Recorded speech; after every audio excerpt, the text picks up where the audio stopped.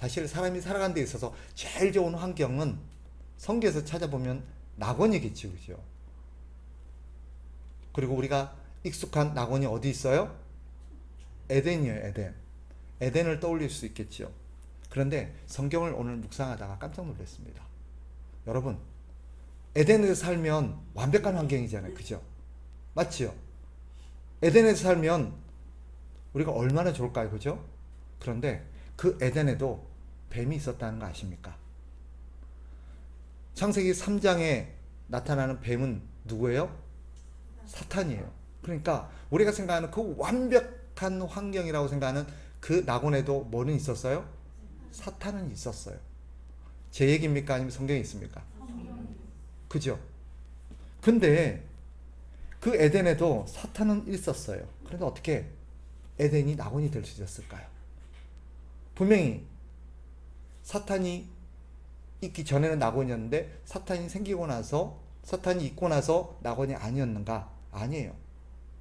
그 전에도 사탄은 있었어요. 그런데도 그 기간이 얼마인지는 몰랐지만 한동안 거기는 뭐였어요? 에덴 낙원이었어요. 어떻게 사탄이 있었는데도 거기 살고 있었던 아담과 하와는 낙원의 삶을 살 수 있었을까? 이게 아주 중요한 비밀이고 진리입니다.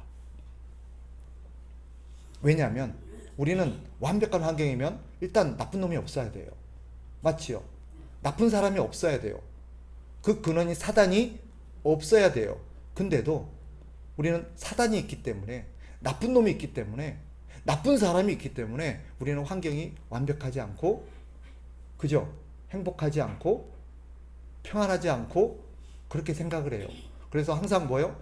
저것만 없으면, 저놈만 없으면, 저런 상황만 아니면, 저 문제만 아니면 우리는 어때요?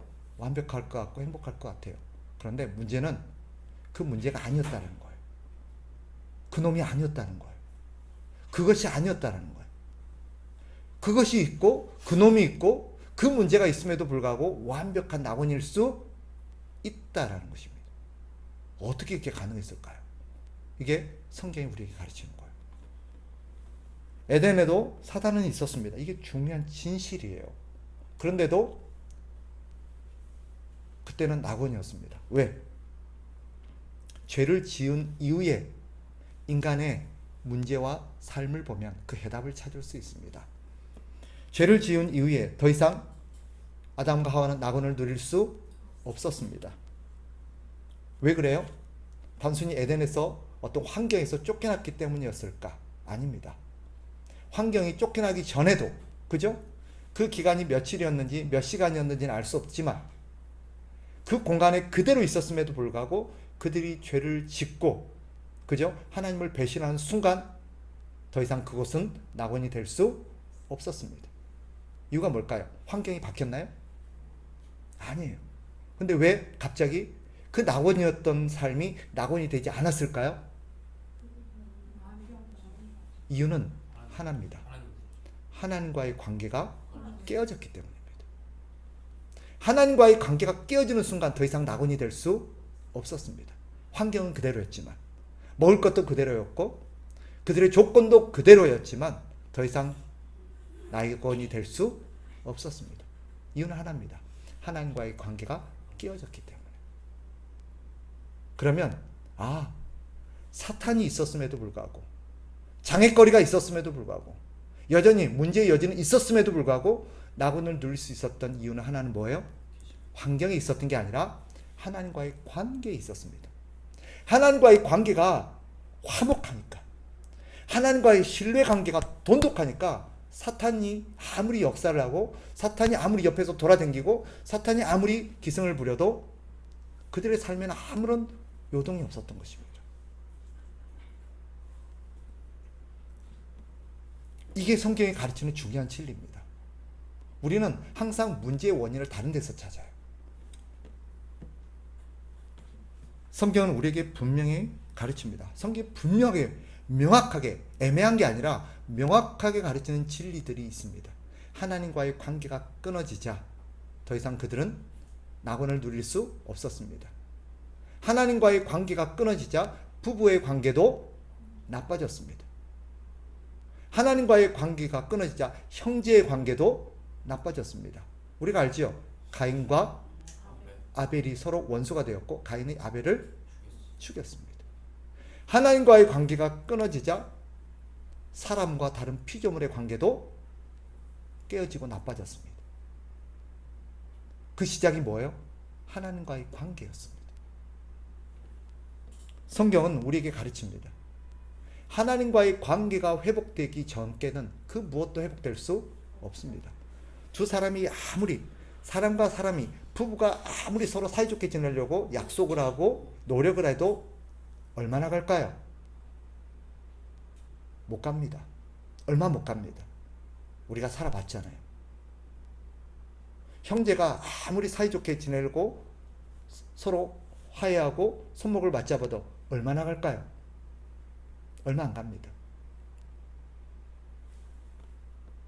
원인은 뭘까요? 하나님과의 관계가 그대로기 때문입니다.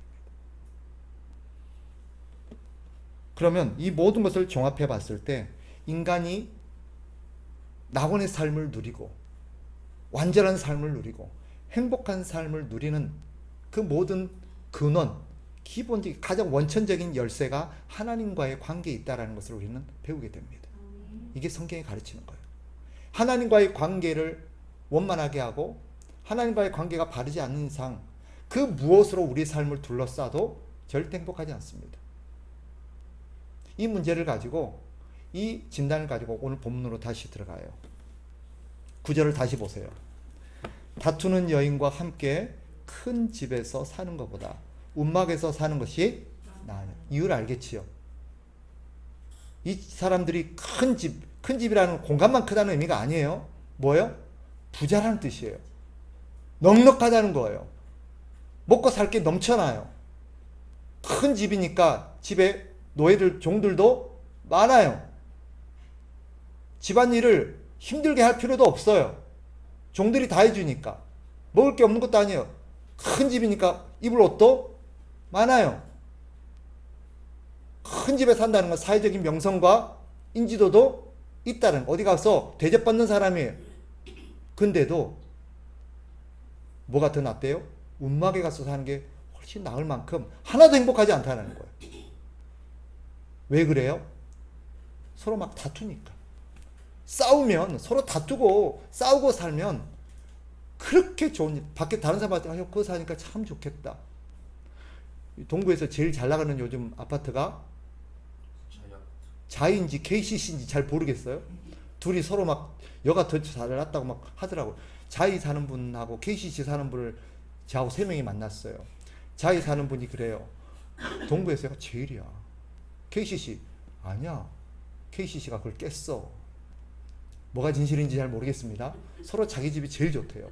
밖에서 보는 사람들은, 저는 이제 집 없이 사는 세입자니까 자이도 좋고 KCC도 좋습니다. 둘 중 뭘 줘도 저는 좋습니다. 밖에서 보면 어때요? 저 사니까 참 좋겠다. 좋은 차, 고급 세단 타고 다니면 어때요? 밖에서 보니까 참 저 차 타고 다니니까 좋겠다. 멋진 식당에서 멋진 음식을 먹고 좋은 옷을 입고 좋은 데 여행을 가고, 야, 저 집 이번에 뭐 어디 저기 하와이로 여행 간다는 거 보니까 참 좋겠다. 밖에서 보면 어때요? 너무 좋아 보여요. 근데 그 속에 사는 사람들은 어떨까요? 실제로는 우리가 생각하는 만큼 행복하고 안전할까요? 그렇지 않아요. 왜요? 다투니까. 서로 다투니까. 즉 이게 다툰다는 게 무슨 말이에요? 관계가 나빠졌다는 거예요. 관계가 바르지 않다는 거예요. 그래서 관계가 나쁘면 아무리 좋은 집에 살고 아무리 좋은 것으로 둘러싸여도 하나도 행복하지 않습니다. 그러면 우리의 삶을 행복하게 만드는 것은 환경일까요? 관계일까요? 관계입니다. 그게 성경이 가르치는 진리예요. 그런데 우리는 관계는 내버려 두고 뭐에 신경을 써요? 환경에 신경 써요. 야, 소파가 안 좋아서 지금 우리가 이렇게 어렵다. 소파를 좀 바꿔야 된다. 그래갖고 무리해서 좋은 소파 바꾸면 갑자기 집이 화목해집니까? 그 소파 좋다고 막 있으면 어때요? 신랑이 와가지고 아이고 맨날 자빠져 앉아갖고 차가 문제다. 이번 차를 좀 바꿔야 차가.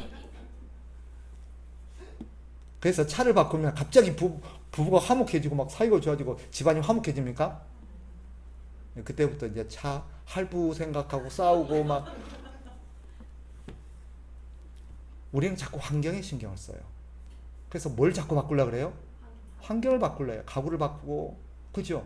옷을 바꾸고, 그것도 안 되니까 나중에 뭐 머리 스타일까지 바꿔요. 제 양반이 나를 안 좋아하는 거 보니까 내 환경이, 내 몸이 좀 거시기 한갑다라고 몸을 자꾸 바꾸려고 그래요. 그래갖고 달라져서 예쁘게 치장하고 꾸미고 수리까지 하고 오면 갑자기 사이가 화목해집니까? 네. 근데 그게 원인이 아니에요. 서로 관계가 안 좋아요. 그래서 어떻게 해야 돼요? 우리가 신경 써야 될 것은 환경이 아니라 뭐다? 관계라는 거예요. 관계가 회복돼야 행복해질 수 있습니다. 우리는 그 시절을 알고 있어요. 서로 좋아가 죽고 못 산 시절이 있었을 거라고 저는 믿어요. 그 시절 지금보다 잘 살았을까요? 못 살았을까요? 거의 대부분 못 살았어요. 첫 신혼살림이 시작될 때 뭐 불편한 게 얼마나 많습니까? 지금 생각하면 그 어찌 살았었고 싶죠. 그 콧구멍만한 집에서 살림도 변변치 않았고 지금처럼 좋은 환경 그런 게 어디 있었어요, 사실. 맞죠? 그런데도 그때 행복했어요? 지금이 행복해요? 지금이 행복해요. 막 이렇게 말하면 안 돼요. 사실 그때 얼마나 행복했습니까? 그죠? 지금 생각해보면 초라한 살림인데도 그 집에서 둘이 사는 그 시간이 너무 행복하고 좋았어요. 왜요? 사이가 좋았으니까. 관계가 좋았으니까 행복했던 거예요. 환경은 지금 그때보다 더 좋아졌지만 관계는 그때보다 좋아지지 않았어요. 그러니까 어때요? 안 행복해요. 더 좋은 집으로 옮겨가도, 더 좋은 차를 타도, 돈은 금고에 자꾸 쌓여가도 하나도 안 행복해요. 관계 때문이에요. 그러면 어떻게 해야 관계가 좋은 걸까요? 성경이 말하는 여러 가지가 많지만 관계를 화목하게 하는 세상이 말하는 많은 비결들이 있고 원리들이 있겠지만 성경은 우리에게 두 가지를 가르칩니다. 첫째는 뭐예요? 서로 믿어야 돼요. 믿음. 신뢰가 회복돼야 돼요. 신뢰가. 서로 믿을 수 있어야 돼요. 못 믿으니까 불안하잖아요. 못 믿으니까 뭐예요? 싸우는 거예요. 못 믿으니까 항상 우리 마음에 안심이 안 돼요. 그러니까 맡기지를 못해요. 그러니까 뭘 결정하고 나면 맨날 싸워요. 화목해야 돼요. 근데 화목하려면 어떻게 해야 돼요? 서로 신뢰가 형성이 돼야 돼요. 신뢰가 형성이 되지 않으면 절대 화목해질 수가 없어요. 못 믿는데 뭐 저 사람이 나가서 무슨 짓을 하고 다니는지, 누구를 만나고 있는지, 지금도 무슨 짓을 꾸미고 있는지. 그렇잖아요. 그럼 어때요? 마음이 편해요, 안 편해요? 안 편해요. 같이 살아도 내 앞에 있어도 안 편하고 심지어 내 사람 같지도 않을 때도 있어요. 그래서 어떻게 해야 돼요? 신뢰가 회복돼야 돼요. 신뢰가 회복되려면 어떻게 해야 돼요? 서로 간에 비밀이 없어야 되고 서로에게 솔직해야 됩니다. 솔직하고 서로에게 항상 숨기는 게 없어야 됩니다.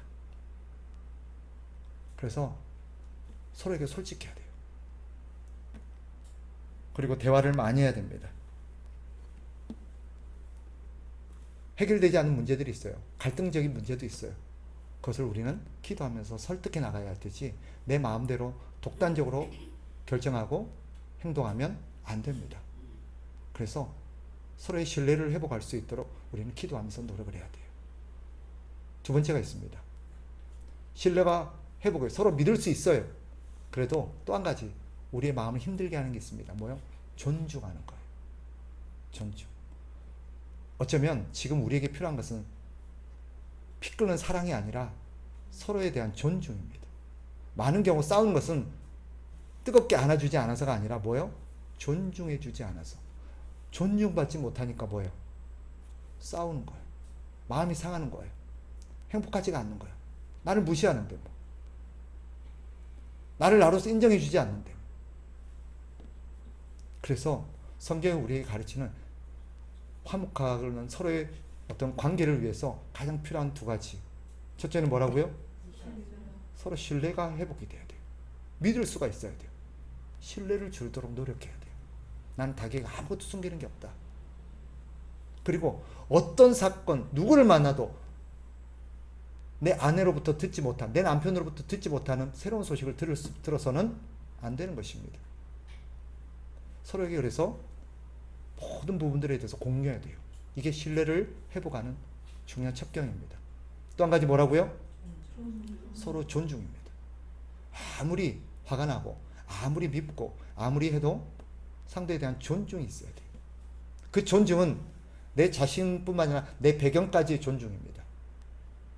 즉, 그 사람에 대한 존중뿐만 아니라 그 사람의 배경까지, 그 사람 아내 같으면 아내의 처가까지, 남편이면 남편의 시대까지 존중하는 게 필요합니다. 그러나 부부가 아무리 서로 신뢰하고 서로 한다 할지라도 한계는 있습니다. 그걸 모릅니까 어디?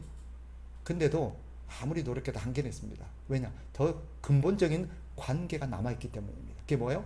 하나님과 우리의 관계입니다. 하나님과의 나의 관계가 화목하지 않으면 절대 사람과의 관계는 화목이 이루어질 수 없습니다. 하나님과 내 남편의, 내 아내와의 관계는 별개인 것 같지만 절대 그렇지 않습니다.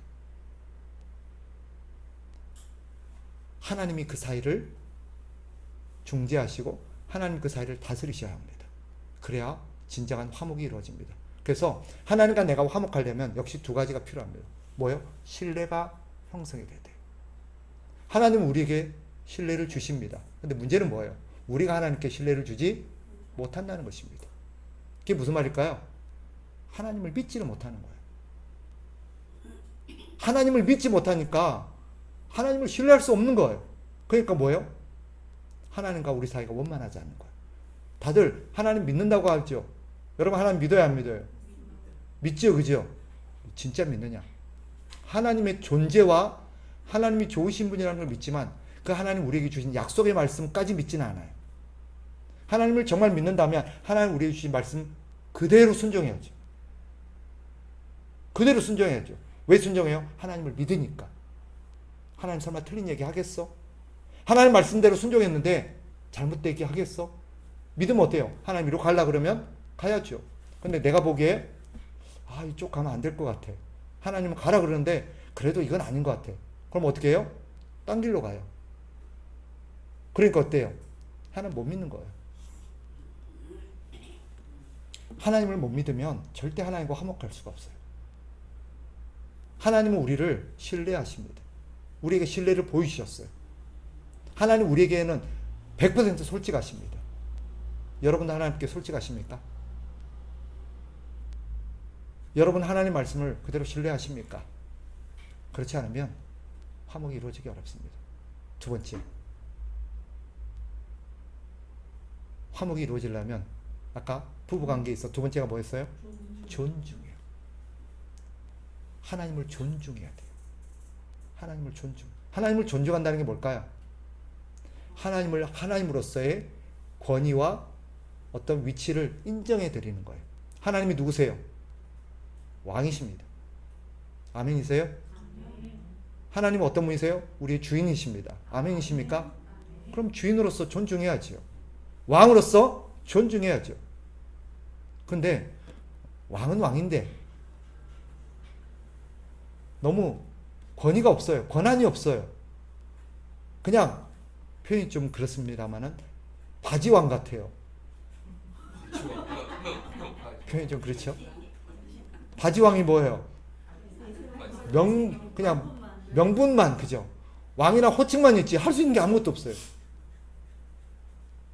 왕이면 여러분의 모든 것을 통제하고 결정할 수 있는 권한이 있으십니까?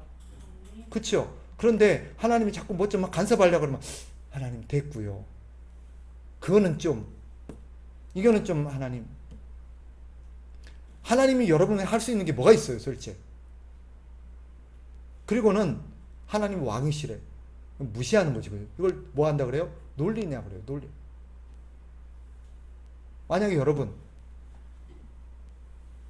남편이 여러분을 향해서 당신은 내 아내야. 나와 모든 것을 공유하고 있고 나의 모든 것을 함께하는 사람이야. 내 배우자야. 반려자야. 맞지요? 그래놓고는 결정은 다른 아줌마하고 해. 옆집 아줌마하고 의논해. 그럼 어떨까요? 그럼 여러분이 어때요? 여러분이 진짜 배우자라는 말이 동의가 돼요? 그러면 속으로 뭐라 그래요? 저게 나를 무시하나? 저게 나를 놀리나 지금? 나를 아내로서 인정하고 있는 거야? 그런 마음 들어요, 안 들어요? 그쵸? 그런 거예요. 근데 우리가 하나님께 그럴 수 있다는 거예요. 하나님과 화목해지지 않으면 사실은 어떻게 돼요? 결국 하나님과 다투는 거예요. 서로 하나님과 우리가 사실은 다투고 있어요. 어떻게 다투는지 아세요? 서로 주도권 싸움 갖고 다투는 거예요. 서로 주인하려고 그러고 서로 옳다 그러고. 근데 사람끼리는 누가 서로 틀릴 수 있고 맞을 수 있지만 하나님과의 관계는 절대 그렇지 않습니다. 하나님은 항상 옳으십니다. 하나님이 그리고 항상 주인이십니다. 모든 결정, 모든 선택은 하나님이 하십니다. 이것을 여러분이 인정하고 존중하면 그때부터 하나님이 여러분과 동행하시면서 여러분의 모든 것을 책임지십니다.